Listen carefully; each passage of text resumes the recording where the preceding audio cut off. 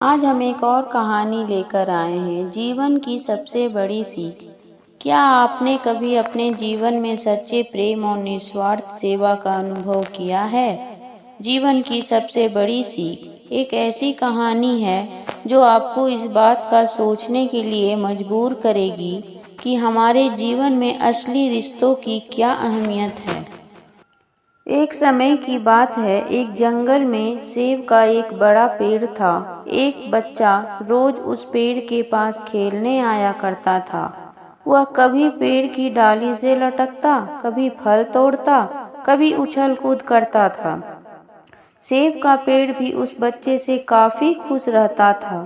कई साल इस तरह बीत गए। अचानक एक दिन बच्चा कहीं चला गया और फिर लौट कर नहीं आया। पेड़ ने उसका काफी इंतजार किया पर वह नहीं आया। अब पेड़ उदास हो गया था। काफी सालों बाद वह बच्चा फिर से पेड़ के पास आया, लेकिन अब वह कुछ बड़ा हो गया था।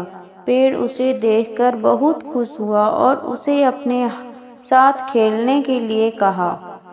पर बच्चा उदास होते हुए बोला, अब मैं बड़ा हो गया हूँ, अब मैं तुम्हारे साथ नहीं खेल सकता। मुझे अब खिलौने चाहिए, लेकिन मेरे पास खिलौने खरीदने के लिए पैसे नहीं हैं।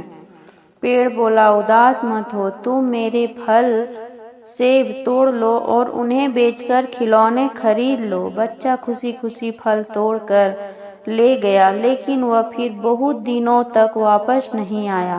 पेड़ बहुत दुखी हुआ। अचानक बहुत दिनों बाद बच्चा, जो अब जवान हो गया था, वापस आया। पेड़ बहुत खुश हुआ और उसे अपने साथ खेलने के लिए कहा। पर लड़के ने कहा, मैं तुम्हारे साथ नहीं खेल सकता।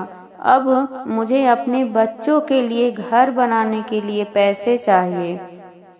पेड़ ने कहा, मेरी शाखाएं बहुत मजबूत हैं, तुम इसे काटकर ले जाओ और अपना घर बना लो। लड़के ने खुशी खुशी सारी शाखाएं काट ली और लेकर चला गया। उस समय पेड़ उसे देखकर बहुत खुश हुआ, लेकिन वह फिर कभी वापस नहीं आया और फिर से वह पेड़ अकेला और उदास हो गया। अंत में वह लड़का, जो अब बूढ़ा हो चुका था, काफी समय थका हुआ वहां आया। तब पेड़ उदास होकर बोला, अब मेरे पास ना फल है ना ही लकड़ी, अब मैं तुम्हारी मदद भी नहीं कर सकता।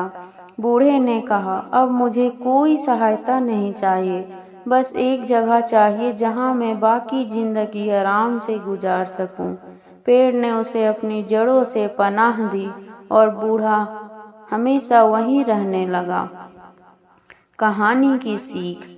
यही कहानी आज हम सब की भी है। मित्रों, इसी पेड़ की तरह हमारे माता पिता भी होते हैं। जब हम छोटे होते हैं, उनके साथ खेलते हुए बड़े होते हैं और बड़े होकर उन्हें छोड़कर चले जाते हैं और तभी वापस आते हैं जब हमें कोई ज़रूरत होती है। धीरे धीरे ऐसे ही जीवन बीत जाता है। हमें पेड़ रूपी माता पिता की सेवा करनी चाहिए, न कि सिर्फ उनसे फायदा उठाना चाहिए।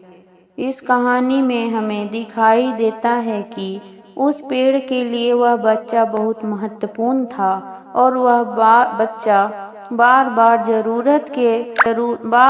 जरूरत के अनुसार उस